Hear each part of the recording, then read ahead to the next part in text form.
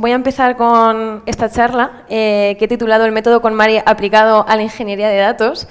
Tiene un poco de trampa porque realmente igual vamos a ver más analítica de datos, pero bueno, vamos a ir viendo poco a poco por qué he elegido este título y que realmente tiene más sentido de lo que parece, ¿vale? Pero antes de continuar, vale, ¿quién sabe? Que levante la mano, esto es lo típico como para generar engagement al principio, porque son las 9:30, ¿sabes? Bueno, que levante la mano, ¿quién sabe lo que es el método KonMari? Bueno, o sea, ojo, aquí tenemos expertos en el orden del hogar. Bueno, pues para poneros un poco en contexto, Marie Kondo es esta mujer de origen japonés que ella tenía una obsesión desde que era pequeña en optimizar cómo ordenaba su casa. Realmente ella lo que quería es estar en su casa de chill, pero no podía porque había muchas cosas que la perturbaban, ¿no? Y de hecho al final acabó liando también pues, a su familia, a sus amigos, o sea, esto es un proceso que ya empezó desde hace muchísimo tiempo hasta tal punto que lo llevó a convertir en su negocio y es de lo que vive a día de hoy. Y yo me di cuenta de que existía hace unos años porque le regalé este libro a una persona y lo típico que se lo regalas a otra persona, porque yo no me lío este tipo de libros, ¿sabes? Pero dije, bueno, por si acaso me lo voy a leer antes y claro, yo realmente tenía un poco de trauma porque mi madre siempre decía, o sea, yo tenía inputs distintos. Mi madre me decía que yo era como el caballo de Atila, que por donde pasaba no volvía a crecer la hierba, en plan, ¿sabes? Como súper desordenada. Pero luego mis amigas me decían que yo era como Mónica Geller. Y digo, vamos a ver, o sea, podéis aclarar porque no estoy entendiendo nada. Y bueno, pues me compré este libro, que es La magia del orden, que es el primer libro que escribió de los 4 que tiene. Ha vendido un total de 13 millones de copias y sus libros han sido traducidos a más de 40 idiomas. La pava ahora mismo, o sea, ¿sabes? Ha gestionado un negocio de 7 millones de euros y además, claro, este negocio en lo que consiste es en una especie de consultoría del orden, que suena un poco más turbio, ¿vale? de lo que es realmente, pero o sea, ella va a casa de gente para ayudarles a mantener en orden, ¿no? Y a ordenar su casa. Y a día de hoy ha formado a más de 700 personas que están distribuidas por más de 50 países que se dedican también a hacer esto. O sea, tampoco, no le he ido tan mal, quiero decir, algo de alguna manera tendrá que funcionar. Y claro, yo estaba leyendo esto hace ya muchos años y diréis, ¿te pusiste a ordenar? No, no fue por ahí, o sea, no sé cuánta credibilidad voy a tener en esta charla, vaya, soy una persona que se compró el reloj este, ¿vale? Más que nada por encontrar el móvil, más que realmente por mirar la hora, porque... Entonces, bueno, el caso es que obviamente mi atención se desvió y yo estaba leyendo esto y dije, yo realmente en mi casa tengo un montón de cosas legacy y el proceso que sigo es súper waterfall, ¿sabes? En plan, o sea, no me funciona nada, me frustro y entonces en ese momento tuve la malísima idea de escribir este post en Medium, o sea, es como todo mal, bueno, que se llamaba El método KonMari aplicado al desarrollo software. Y durante mucho tiempo ese iba a ser el verdadero título de esta charla, que además como que pegaba mogollón en este tipo de eventos y de hecho iba a darlo en Valladolid, en el evento de Diana, o sea, esto viene de largo. Pero bueno, pues pasaron unas pandemias y unas cosas y al final acabé en Tinybear, la charla como que se quedó ahí. Y bueno, Tinybear es una empresa en la que hacemos un producto orientado a resolver casos de uso de analítica de grandes cantidades de datos en tiempo real. Yo cuando entré esto realmente no tenía ni idea de que iba este sarao. Entonces, una de las cosas que hacemos ahí es como parte del onboarding, hacemos un curso de los principios básicos de analítica de datos en tiempo real, que realmente cubren un montón de aspectos que son transversales, ¿vale? a los datos y a proyectos de ingeniería de datos en general. Y me pasó al revés. O sea, yo estaba leyendo aquí, ¿sabes? El principio está no sé qué, que por cierto, o sea, ese curso realmente está público, cualquiera lo puede hacer, o sea, igual alguno lo ha hecho ya incluso. Y el caso es que dije, bueno, vamos a ver, es que igual puedo hacer realmente el método KonMari aplicado a la ingeniería de datos porque tiene mucho que ver, ¿no? Entonces, antes de ver cuál es la relación, para los que no saben del todo qué es el método KonMari y para ponernos un poco en contexto, os voy a contar los 6 conceptos clave muy resumidos que se pueden ver en este libro. Y el primero de todos es que tienes que tener un compromiso permanente. O sea, con Mari te dice que no puedes coger y decir, bueno, pues este sábado voy a ordenar la habitación, luego en 2 semanas que me pillo vacaciones. O sea, tú tienes que decir, mi objetivo es ordenar mi casa. O sea, mi objetivo es, yo quiero ser feliz en mi casa, estando ordenada, y entonces para eso te tienes que comprometer. Y además tienes que visualizar lo que quieres conseguir. Que esto parece una chorrada, pero realmente cuando tú te pones a ordenar, ¿por qué ordenas? O sea, ¿por qué quieres tener tus cosas ordenadas? ¿Porque te molesta no encontrarlas? ¿Porque te molesta vivir en el desorden? O sea, hay muchas razones diferentes, ¿no? Entonces, lo que te ayuda realmente es saber por qué lo quieres hacer, porque si no, no vas a estar motivado para hacerlo. El siguiente punto es, lo primero que tienes que hacer es quitar cosas antes de ordenar. ¿Por qué? Porque hay mucha gente que empieza a ordenar, pero realmente tiene una cantidad de objetos y de cosas que no tienen ningún sentido y que dificultan realmente toda esta parte. Entonces, lo primero que hay que hacer siempre es desechar. Y es ahí donde ella identifica el mayor cuello de botella de sus clientes. El siguiente punto es que te quedes con lo que te hace feliz. De hecho, o sea, puede parecer desde fuera que este libro es un libro sobre el minimalismo, pero realmente yo lo veo un poco un libro materialista, porque realmente habla mucho de tu relación con las cosas, que también tiene, bueno, pero al final ella como lo plantea es que lo que tienes que hacer es quedarte con aquello que no solo que necesitas, ¿no? Sino que sí que llena de alguna manera tu vida, y esto es lo que te va a permitir identificar qué es lo que no. El siguiente punto es que organices por categoría y no por ubicación. ¿Esto qué quiere decir? Muchas veces, eso, parecido al ejemplo que he puesto antes, cogemos y decimos, pues aprovecho el domingo que voy a estar descansada tal y voy a ordenar el cuarto de baño o voy a ordenar mi habitación. Esto es un error. ¿Por qué? Porque realmente los objetos de la casa no están en un solo sitio. Los objetos de la misma categoría no están en un solo sitio. Por ejemplo, es posible que por cualquier razón tú tengas parte de tu ropa en el armario de tu habitación, pero tengas ropa también en el armario de otra habitación, que es, por ejemplo, dices, aquí voy a tener el armario de ropa de deporte, o cosas así. O sea, estoy poniendo mi caso real, ¿vale? Entonces, claro, si solamente ordenas, dices, pues voy a filtrar qué quiero quitar de mi ropa. Si solamente ordenas por habitación, no lo vas a hacer toda la vez, porque luego tendrás que ordenar la otra ropa, igual hay algo que, ¿sabes? Ya pues es una camiseta que igual antes era ropa y ahora te sirve de deporte, no lo sé. Y por último, es que hagas que todo sea fácil de encontrar. Esto no quiere decir que tenga que estar todo esturreado, porque de hecho este libro lo bueno que tiene son las anécdotas random que cuenta, que tú ves cosas que hace la peña que dices, bueno, yo por lo menos no hago eso. Y, por ejemplo, había una persona que lo tenía todo, o sea, todo súper organizado, pero y dice, pasa algo, hay algo que no me encaja. Y lo que le pasaba era que tenía etiquetas en todo, ¿sabes? De aquí va no sé qué. Entonces, claro, llegabas y era como un input constante de información de me puedes dejar. Más o menos era lo que le pasaba. Y de hecho, Marie Kondo no sabía qué era lo que le estaba pasando a esa casa, tardaron en darse cuenta. Entonces, no se trata de que sea fácil de encontrar porque está indicado dónde tiene que estar, ¿no? Sino que cuando tú organizas por categoría y sabes dónde dejar las cosas, pues al final sabes dónde tienes que ir a buscarlas.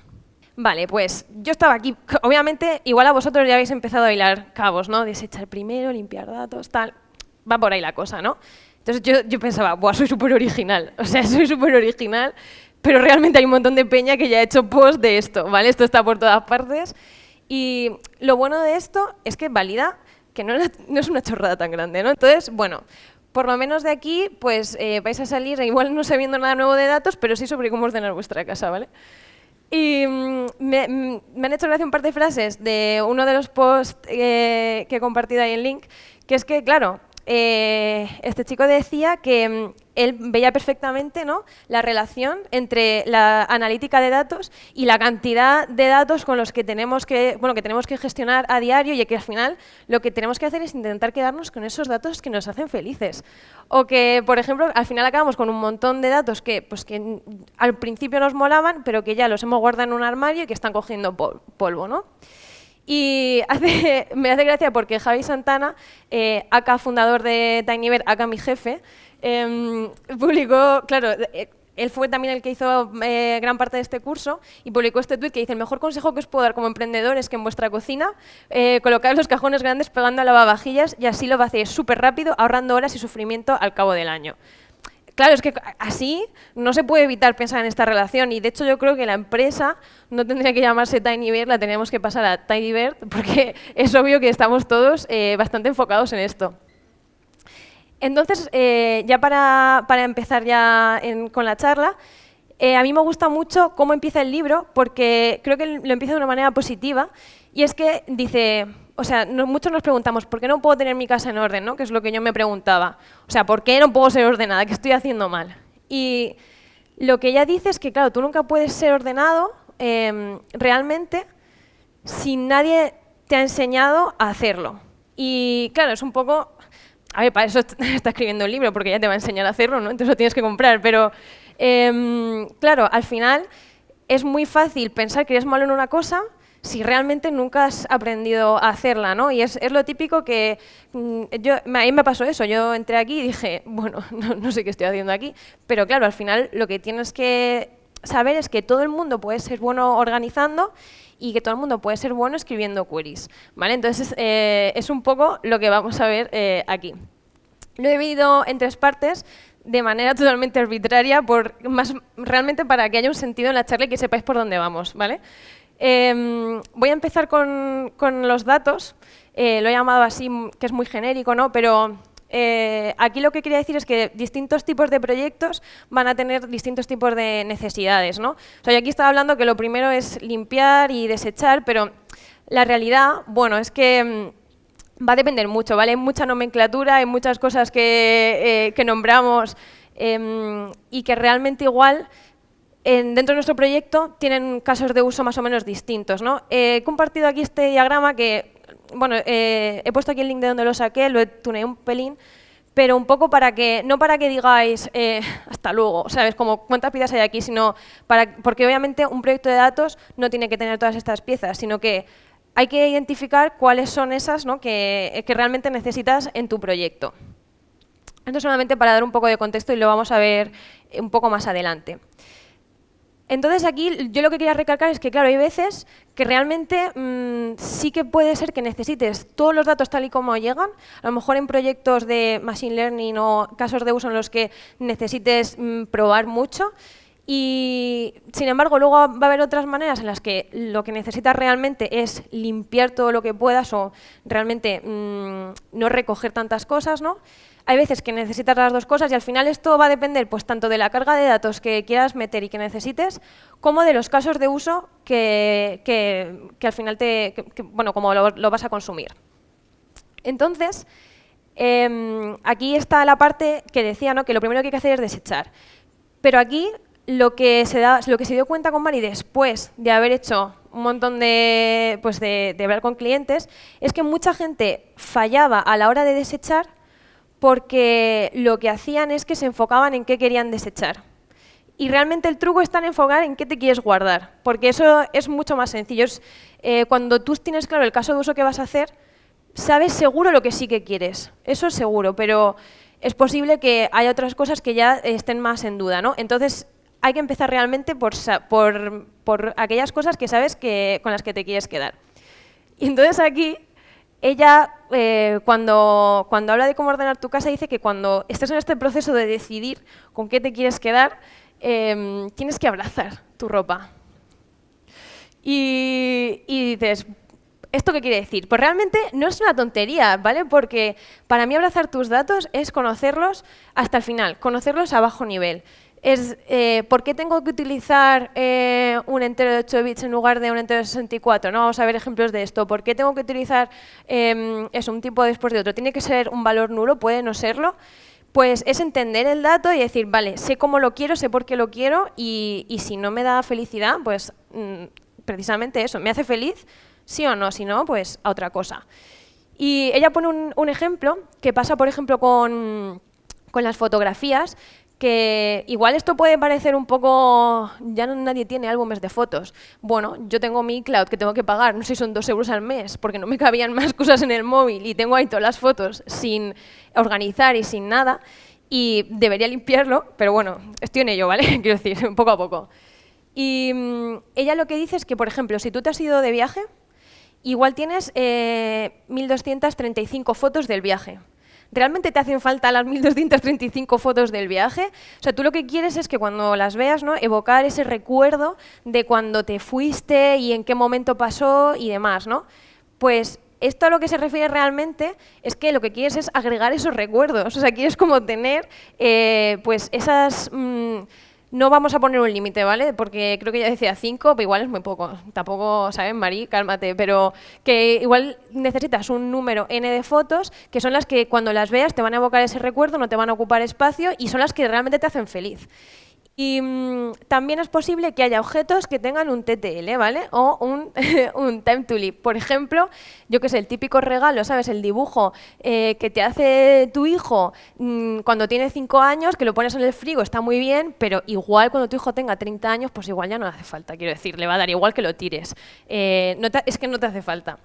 Y de hecho todo este tipo de objetos está dentro de lo que Marie Kondo llama komono, que en japonés quiere decir miscelánea, que a mí esta palabra me encanta y la aprendí en los Sims 2, porque había una categoría que era esto, que bueno, al final son todas esas cosas que realmente igual no sabes cómo clasificar dentro de una categoría, ¿no? Con pues, pueden ser papeles, tarjetas, monedas, todo este tipo de cosas. Entonces al final eso pueden ser a lo mejor, ya sean outliers o cosas o al final datos que realmente ni siquiera necesitaba recoger, o bueno, sí que pueden ser cosas que no caben en ninguna de las categorías que tenías identificadas al principio. Y con esto pasamos a la siguiente parte, que es la de guardar y sacar los datos, ¿no? Ella, bueno, Marie Kondo empieza el capítulo este del almacenaje diciendo que cómo almacenar para tener una vida emocionante. Digo, bueno, a ver, igual, ¿sabes? Tampoco hace falta, quiero decir.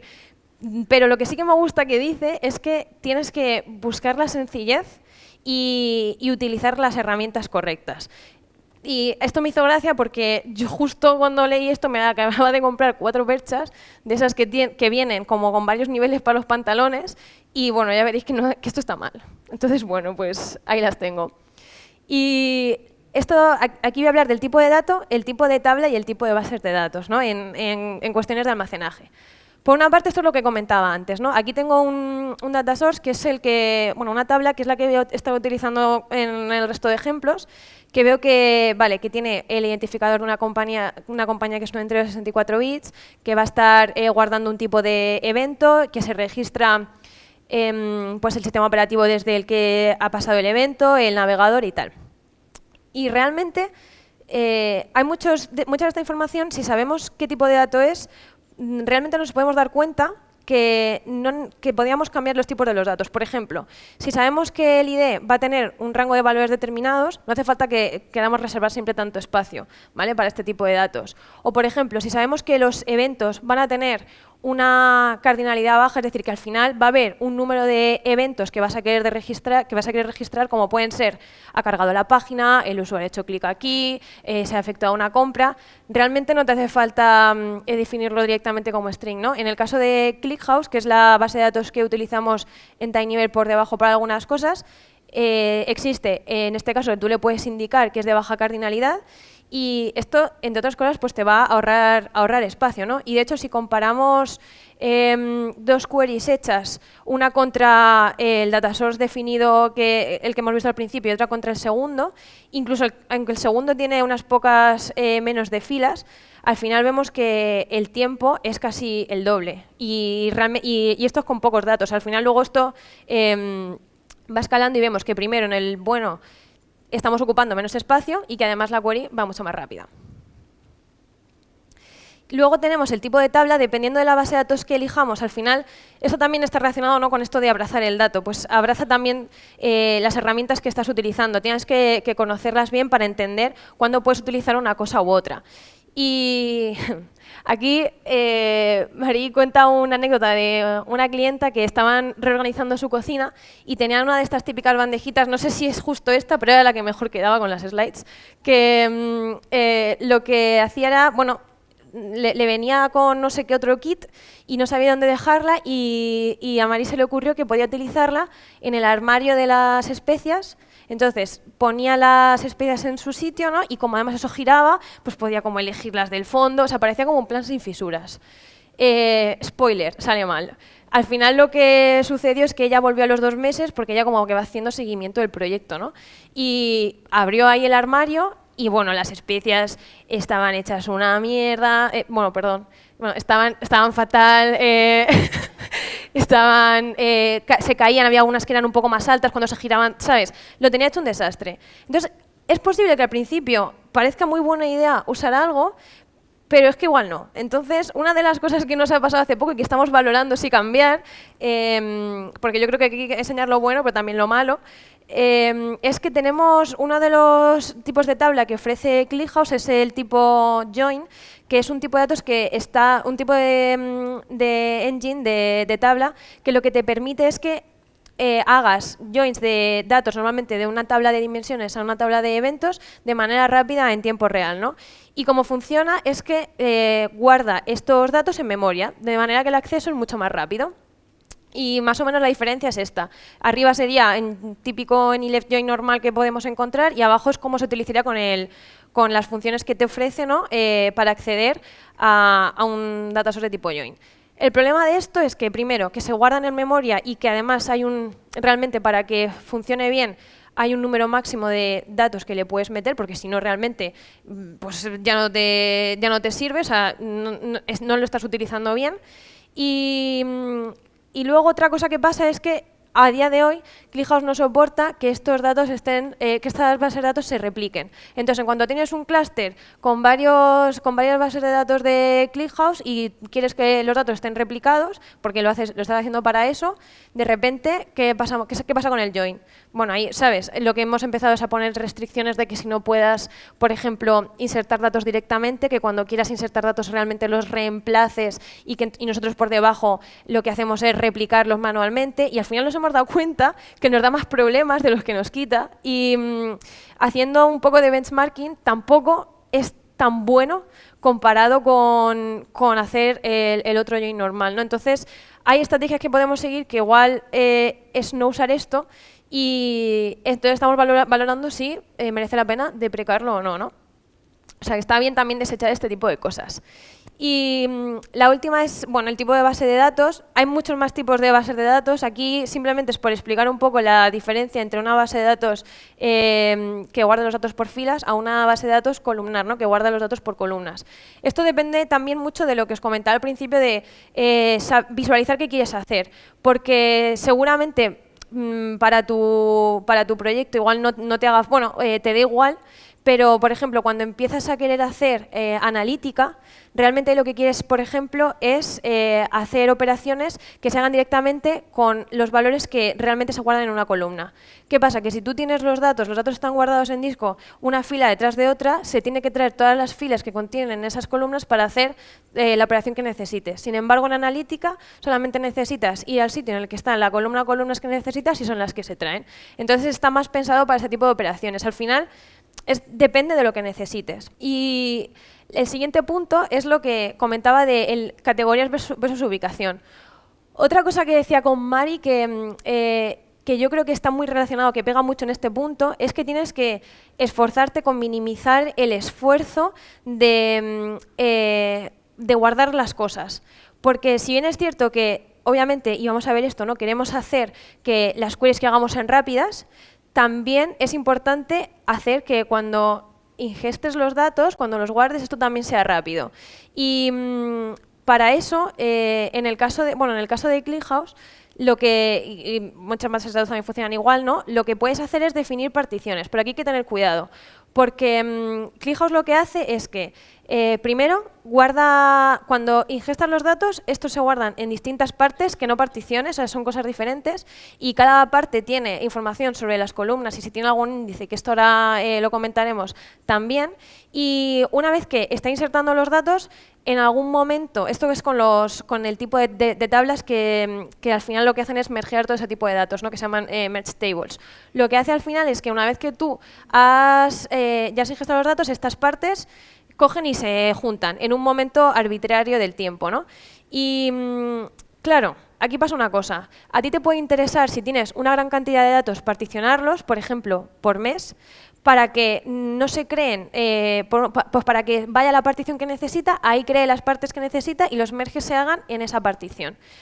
El problema de esto es que lo que te puede pasar es que digas, voy a particionarlo todo, y entonces te diga, bueno, es que igual esto no es lo mejor que puedes hacer, porque realmente eso luego va a tener que estar pensando mucho más en qué partición la tiene que meter, y entonces estás haciendo lo que querías evitar, ¿vale? Que es que tarde más tiempo, y de hecho te sale un error si tienes más particiones de las que se consideran necesarias, ¿no? Y además una cosa que nos pasa que es que erróneamente se puede pensar que el hecho de particionar es para hacer que las queries sean más rápidas, y realmente no es así. Entonces, si no sabes cómo vas a particionar, lo que ahora recomendamos, ¿no?, es que no particiones. O sea, particiona cuando lo necesites, ¿no? Si no sabes al principio cómo lo vas a hacer, directamente no lo hagas, ¿no? Bueno, esto es lo que había comentado antes, que hubiera estado bien que lo hubiera puesto cuando lo estaba comentando, ¿vale? Son las partes que va generando ClickHouse, ¿no?, dentro del directorio.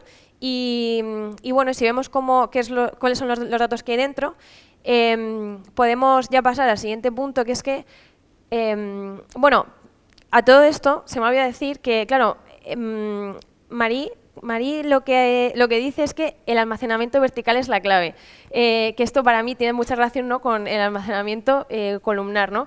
Y es muy gracioso porque la anécdota que ella contaba es que tenía una clienta que decía, es que en mi casa es que no me cabe nada más, o sea, no me cabe nada de ropa, ¿no?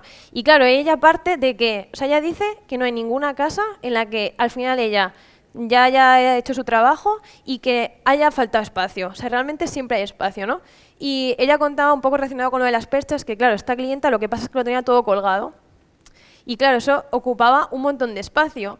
Y lo que dice María es que, claro, podemos llegar a pensar que el dato colgado, perdón, que la prenda colgada está mejor así, primero porque la ves antes, error, ¿vale?, de querer ver las cosas a primera vista, o que es que así no se arruga porque está colgada, ¿no? Entonces eso puede aplicar a algunas prendas, pero en realidad ella tiene una metodología de cómo doblar las prendas. Cada prenda además tiene una manera de doblarse para que al final se queden guardadas, y dice que el acto de doblarlas hace además que se planchen. Quiero decir que lo de realmente las perchas no siempre es necesario, ¿no? Y esto es un poco lo que pasa con la compresión de los datos realmente, que nosotros podemos elegir también qué tipo de compresión necesitamos según el dato. Y bueno, aquí por ejemplo, viendo lo que tenía esta partición, vemos que utiliza LZ4, que es el que por defecto utiliza ClickHouse, aunque tiene otros, y incluso puedes elegir que no comprima si no quieres. Vale, vamos ahora con la parte de acceder a los datos. Como hemos dicho, lo primero es desechar lo que podamos, ¿no? Y de hecho, toda esta parte la he sacado realmente de una de las guías que tenemos en Tinyver, que de hecho escribió Aitana, que está aquí, que realmente son una serie de reglas básicas para escribir tus queries para que sean rápidas, ¿no? Y es que de hecho muchas veces, como ya he dicho, antes de planear cómo se van a almacenar las cosas, es necesario saber cómo las queremos consumir. Entonces tengo el data source que es el mismo esquema, sale del mismo esquema que os he mostrado antes, pues una fecha con una compañía y un evento, ¿vale?, que ha pasado. Y la primera regla es que el mejor dato es el que ni se escribe ni se lee. O sea, primero, si te puedes ahorrar escribirlo porque no te hace falta, no lo hagas. Y después, si no necesitas leerlo, pues no lo leas. ¿Cómo podemos aplicar esto? Pues aquí, por ejemplo, hemos hecho un select asterisco, ¿vale? Y ha tardado esta query 13 milisegundos. Realmente, si lo primero que hacemos es filtrar los datos, por ejemplo, con un rango de tiempo, vemos ya que ahora mismo esta tarda casi 3 veces menos. Pero es que además, si solamente seleccionamos las columnas que necesitamos, ¿vale?, no hacemos el select asterisco que te las trae todas, es que ahora esto se ha reducido a la mitad. La siguiente está relacionado con leer por ubicación, ¿vale?, que no ordenar por ubicación, no confundirse. Y básicamente viene a decir que utilices índices sabiamente, ¿vale? Los índices son una estructura de datos que tienen las bases de datos, que lo que te ayudan es identificar, ¿vale?, dónde están tus datos. Claro, esto obviamente ocupa memoria y es necesario mantenerlo. Un ejemplo típico que no tiene que ver con Mari, pero a mí me hace gracia, que es lo típico de cuando tenías el diccionario y tenías que buscar una palabra, claro, eso ahora no se lleva, ¿no? Pero antes en el colegio tenías que buscar la definición y tal. Y yo cuando era pequeña me acuerdo que mi madre me enseñó el abecedario y yo le dije, pero ¿y si quieres buscar empezando por el final? Y mi madre, pues te vas. Y digo, ¿y si te supieras el abecedario al revés? Y mi madre me dijo, a ver, nadie ¿sabes? Y entonces yo me lo aprendí, rollo, porque pensé, vale, yo creo que si sacrifico un poco de memoria puedo ganar velocidad, ¿no? O sea, era un poco lo que yo pensaba. Y, bueno, de hecho, os lo puedo decir, CTY, que es W, V, TSRQ, PO, N, MLK, JIH, GFDC, BA. O sea, esto al final es una fricada, pero no hace falta que aplaudáis. Bueno, ¿sabéis lo que es un índice, no? Pues es esto. Y de hecho es posible que, como en este caso, pues quieras tener distintos tipos de índices según cómo quieras buscar las cosas, ¿no? En este caso, de hecho, si veis, estamos filtrando por una columna que, de hecho, ni siquiera, que no habíamos definido como índice, ¿vale? Si vemos el esquema, tenemos como índice, que es lo que pone aquí en Engine Sorting Key, que sale pues la fecha, el company ID, etcétera. Y aquí estamos filtrando por esto. ¿Qué pasa? Que está haciendo un full scan a toda la tabla. Y de hecho nosotros te damos un tip rollo, hey, igual quieres filtrar en realidad por una de estas otras columnas que tienes como índice. ¿Qué te parece? Y luego, como último, es que bueno, a la hora de ordenar tienes que ir de lo más simple a lo más complejo. ¿Por qué? Porque si empiezas por lo más complejo, se te va a hacer bola y no vas a continuar, te vas a desanimar. Pues con las queries pasa igual. En este caso, lo que estamos haciendo es hacer un count ahí en una subquery y tal, y luego filtramos al final. Y esta query tarda pues 300 y pico milisegundos. Y, sin embargo, lo que hacemos es filtrar primero, vemos que este tiempo se ha reducido a la mitad. ¿Vale? Pues la idea es esto. Y ya por último voy a pasar a la tercera sección, que es el flujo de los datos. Y Marie Kondo tiene, bueno, ya lo llama el plan de circulación, que es al final cómo tú te vas moviendo por tu casa y entonces, según cómo te vas moviendo y cómo está distribuida tu casa, vas colocando las cosas, ¿no? Y bueno, realmente tu casa puede estar adaptada a muchos tipos de movimientos de datos, ¿no? Aquí voy a tener un problema. Por una parte, tú puedes necesitar mover tus datos en batch, ¿no? Que es como si tuvieras que hacer la colada. Realmente, a ti te interesa hacer la colada cuando ya está llena y puedes llenar la lavadora, porque si la tuvieras que hacer todo el rato según vas ensuciando ropa, es un gasto enorme, ¿no? Y al final aquí lo que queremos también es ahorrar recursos. Entonces, en este caso, pues te interesaría hacer batching, ¿no? Y de ahí, pues con tu colada. Pero para otros casos te conviene más hacerlo en real time. Y el ejemplo que pone ella es que ya cuando llega a su casa, esto tienes que hacerlo sí o sí, ella saca todo lo que tiene en su bolso y lo deja en el sitio que corresponde a cada cosa por su categoría. Y diréis, qué rollo, ¿no? Pero realmente es súper útil. Primero, que ella lo hace súper rápido porque tiene optimizado la ingesta de datos. Entonces ella va, tal, lo deja, y además ella esto lo pone como ejemplo de que luego puede irse tranquilamente a tomarse un té y estar de chill. Y claro, aquí el objetivo realmente es ese, es que como lo tienes tan optimizado, pues lo haces y ya está. Y este flujo de datos en Data se conoce como Data Lineage, o bueno, realmente es el flujo de los datos, ¿no?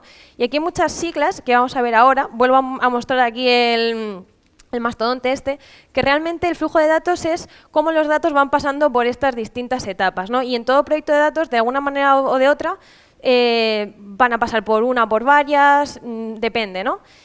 Y en este caso, lo he dejado aquí un poco ya más libre. Uno de los flujos muy típicos que se suelen mencionar mucho son LT, ETL, R. ¿Esto qué es? Vale, pues las siglas son E de export, L de load y T de transform. Y en el primer caso, en el de ELT, que es lo que más se solía venir haciendo, ¿no? Era, primero, tú exportas los datos, los cargas y entonces ya una vez que los tienes ahí, los transformas, ¿no? Pero conforme hemos ido aprendiendo, hemos ido añadiendo otros casos de uso, ahora el que también se está utilizando más es ETL, que básicamente es, vale, llegan los datos, los transformas y ya los guardas una vez transformados. Y luego ha aparecido el último, que es el de Reverse ETL, que realmente lo que hace, porque parece como hacerlo al revés, sí y no, o sea, es un ETL, pero al final en tu casa hay mucha gente, ¿no? O bueno, no tiene por qué, pero quiero decir, puede haber casas en las que vivan más de una persona y entonces, o bueno, que invites a gente, en fin, la gente viene y va. Y claro, en los proyectos de datos pasa lo mismo. A día de hoy tenemos un montón de perfiles distintos y es posible que necesiten acceder a los mismos datos. ¿Qué es lo que sucede? Pues que Reverse ETL lo que está intentando, bueno, como ponerle nombre a esos casos de uso en los que necesitas, una vez que, además de todas las cosas que tú tienes que hacer con tus datos, esos datos exportarlos para que otros equipos, que ya pueden ser, por ejemplo, de Business Intelligence, de marketing o lo que sea, utilicen también, ya sea esos datos o ya sea acceder a otro tipo de datos, pero dentro del mismo warehouse o del mismo de la misma infra en la que tienes montada, ¿no? Entonces es por eso que ha empezado a surgir mucho este nombre. Y esto lo utiliza, quiero decir, cada compañía o cada empresa tiene sus propias movidas de transformación de datos. Por ejemplo, esto es un ejemplo de Databricks que lo llama como la arquitectura de medallas, que es la bronce es donde tienes todos los datos ahí en crudo, después Silver te ayuda, pues ya los filtras o lo que sea, y ya Gold lo tienes preparados directo para enviarlos o para consumirlos. Amazon también tiene bastantes cosas, bueno, es que Amazon tiene una cosa para, sí, bueno. Y, y luego, por ejemplo, esto en el caso de, para coger logs de tu aplicación, que es un caso de uso muy típico que se puede necesitar, y por ejemplo, para el que viene muy bien el real time, es lo que hace VectorDev, que vemos que tiene algo parecido, ¿no? Puedes tener como origen pues un Kafka, archivos, lo que sea, luego se transforman y después se exportan a otro sitio diferente y ellos actúan como intermediario. Nosotros en Tinyverse lo que estamos haciendo, de lo que hacemos uso para implementar este tipo de flujos son las vistas materializadas, que realmente en este concepto en base de datos se refiere a tener los resultados de una query guardados, ¿no? de alguna manera. Y puede ser que los tengas guardados en algún sitio temporal o también puede ser que los quieras al final materializar los resultados en otro sitio. Y entonces las vistas se utilizan mucho para bastantes cosas. Uno de los usos que vamos a ver, voy a poner este ejemplo, es cuando quieres hacer una query, pero realmente no necesitas todos los datos de la tabla original, ¿no? Sino que a lo mejor incluso quieres hacer agregaciones, quieres hacer una serie de operaciones que no necesitas, que realmente no necesitas tener que hacerlas todo el rato, porque si la tienes que hacer con todos los datos que tienes, eso cada vez va a ir a peor, ¿no? Entonces, para eso lo que hacemos es, tú puedes crearte una vista materializada que consiste en una query que al final guardas en otro data source, de manera que cada vez que te entra un nuevo bloque de datos, estos datos se agregan, se hacen sus cosas, no sé qué, tal. Y si vemos, no sé si se ve bien, la query tirando directamente contra la tabla original tarda un poco menos de 600 milisegundos. Y la misma query que produce exactamente los mismos resultados, pero con la vista materializada, tarda poco menos de 6 milisegundos. O sea, es que se ha mejorado por 100 veces.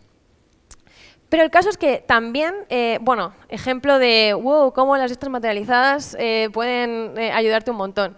Y es cierto, porque además esto hace que cuando hagas estas queries, por ejemplo, estés procesando menos datos y realmente esto se traduce también en que te esté gastando menos pasta, ¿sabes? Que al final también está bien el tema de ahorrar costes.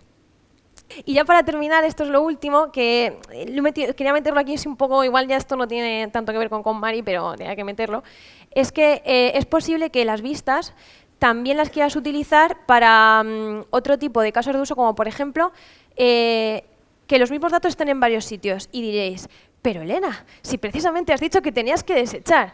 Bueno, vamos a ver, si por ejemplo en tu casa hay 4 personas, solamente tienes un plato y unos cubiertos, o sea, ¿sabes? Hay veces en los que necesitas tener lo mismo varias veces. Y esto está un poco relacionado con lo que comentábamos de que en los proyectos de ingeniería de datos hay mucha gente trabajando. Entonces, es posible, ya no solamente para distintas personas que están trabajando y que, por ejemplo, quieran tener un entorno para testear, ¿no? Pero que puedan testear con los mismos datos que puede haber en producción, porque si no hay muchos problemas que igual no se pueden identificar en ese momento, ¿no? Pues para eso sí que nos puede interesar tener la duplicidad de datos, y las vistas te pueden ayudar a eso, porque como actúan como trigger cuando hay una inserción, tú realmente puedes configurar que de un mismo data source de entrada haya varias vistas que vayan a distintos data sources, ¿vale? Y luego además nosotros lo que tenemos es que, y esto también lo tienen muchas plataformas, tú puedes tener distintos workspaces o espacios de trabajo. Aquí lo que quería que vierais es en lo de e-commerce production, e-commerce staging, no Elena Random, ¿sabes? Porque ahí tengo pues otras cosas. Pero esto es un proyecto que hicimos para una demo, y claro, la idea es que al final tienes un entorno de producción y un entorno de staging.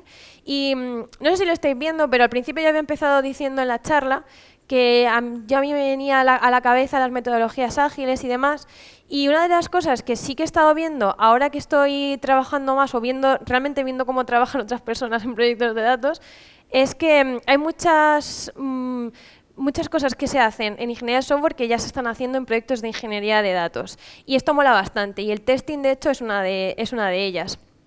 Y por último, otra de estas cosas es precisamente el control de versiones. O sea, todo lo que os he mostrado antes de los data sources, de las queries, etcétera, nosotros al final tenemos un sistema de ficheros. Tú te puedes bajar tus espacios de trabajo de una manera que puedas tener, por ejemplo, una rama asociada a cada espacio de trabajo, o, bueno, dependiéndose de cada uno cómo quiera hacerlo. Y esto es un ejemplo de el proyecto este de e-commerce que había puesto.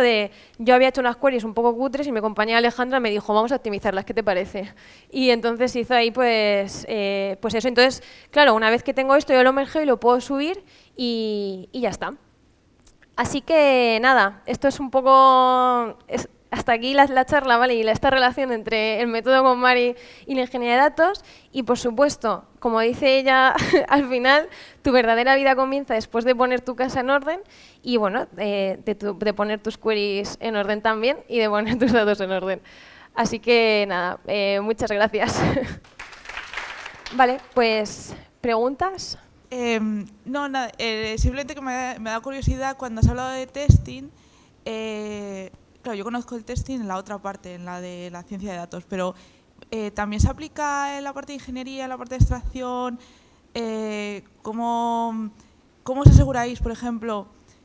Bueno, no sé muy bien exactamente el negocio que tenéis, pero no sé si os podéis asegurar de alguna manera que al hacer una transformación todo sea correcto, todo esté bajo unos parámetros, ese tipo de cosas. Sí, o sea, por ejemplo, en nuestro caso, a nivel de asegurarte, por ejemplo, de que si has cambiado algo en un endpoint que has optimizado, por ejemplo, en la query que estás utilizando, al final te devuelva los mismos datos. Pues para eso, nosotros de hecho tenemos cuando tú subes desde la herramienta de CLI que tenemos una nueva versión de uno de estos, nosotros le llamamos pipes, ¿no? Pero bueno, de un endpoint, puedes hacer esta comprobación, ¿vale? Entonces, y eso realmente tú lo puedes automatizar con lo que estés utilizando. Hay gente, por ejemplo, hicimos una prueba con el mismo, por ejemplo, en GitLab, si tienes tu proyecto hosteado en GitLab, que puedas configurarte en integración continua. Cada vez que subas un nuevo endpoint, hagas un cambio, cuando haces un merge o cuando haces una pull request, que te compruebe que estos datos son iguales, por ejemplo. O poner otro tipo de condiciones. Entonces se puede automatizar en ese sentido.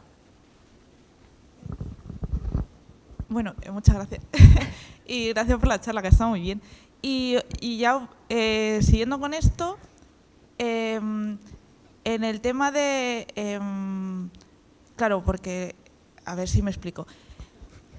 Tú tienes una ETL, tienes extracción, extraction, load y transform,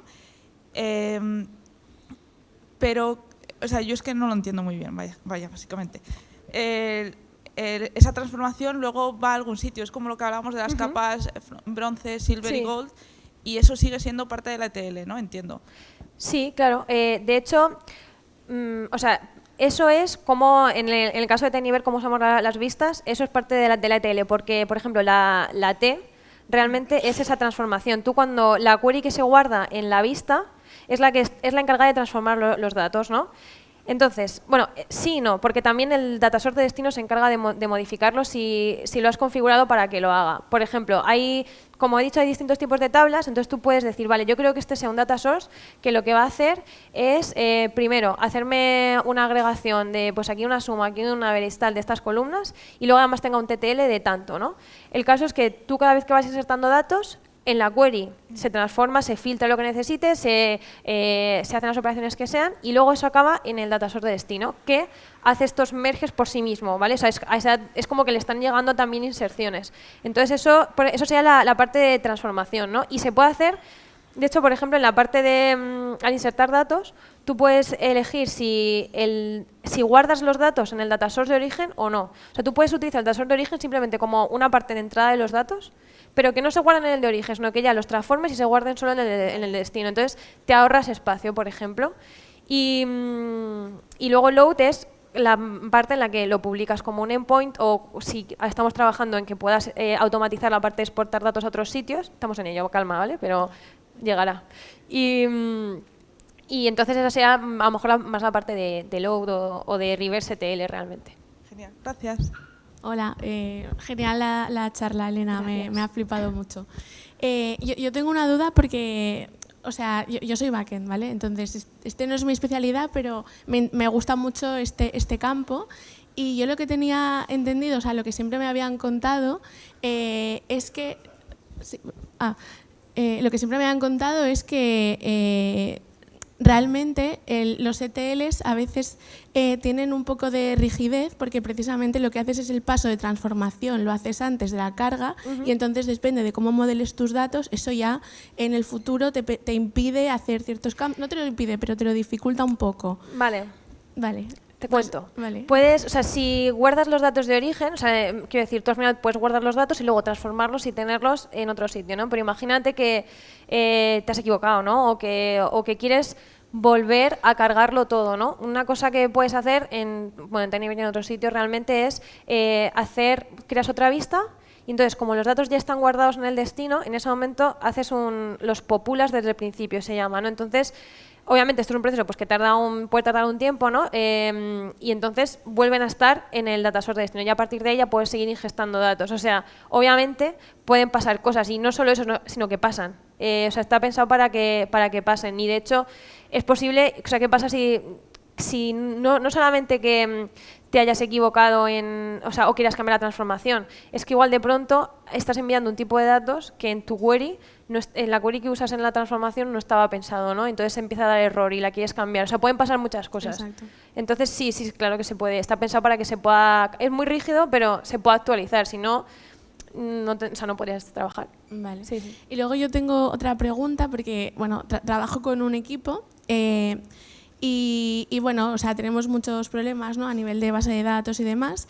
Y hay una cosa que yo siempre les comento, bueno, hay unas queries tremendas, o sea, muy poco optimizadas y al final las lecturas tardan un mogollón. Y en ese caso, y es un cuello de botella muy, muy grande. Y digo, oye, vamos a crear unas vistas materializadas, bla, bla. Siempre me salen con que no se puede porque tenemos un volumen de datos tremendo, ¿cómo vamos a hacer una vista materializada de esto? Entonces, argumentos, o sea, ¿y en qué casos sí, en qué casos no sé, no, argumentos no pasta.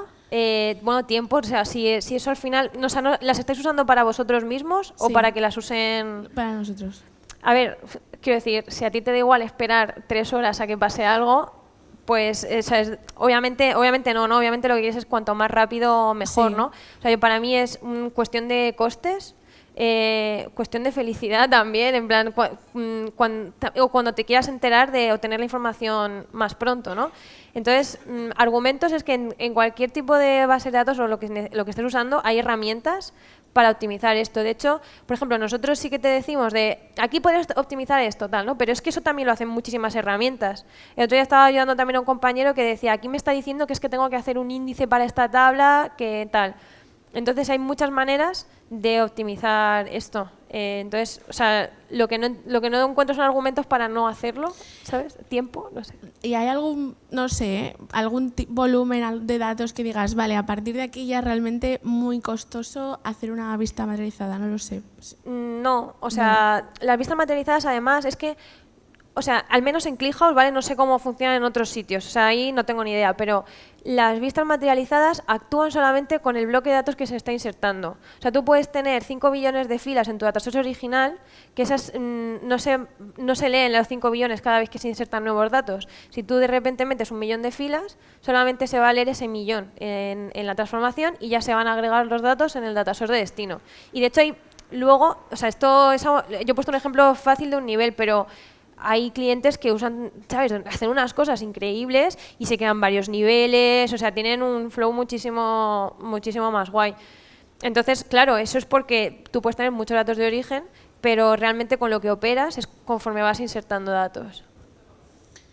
Eres una crack, luego te pregunto más cosas. Luego hablamos. Eres increíble.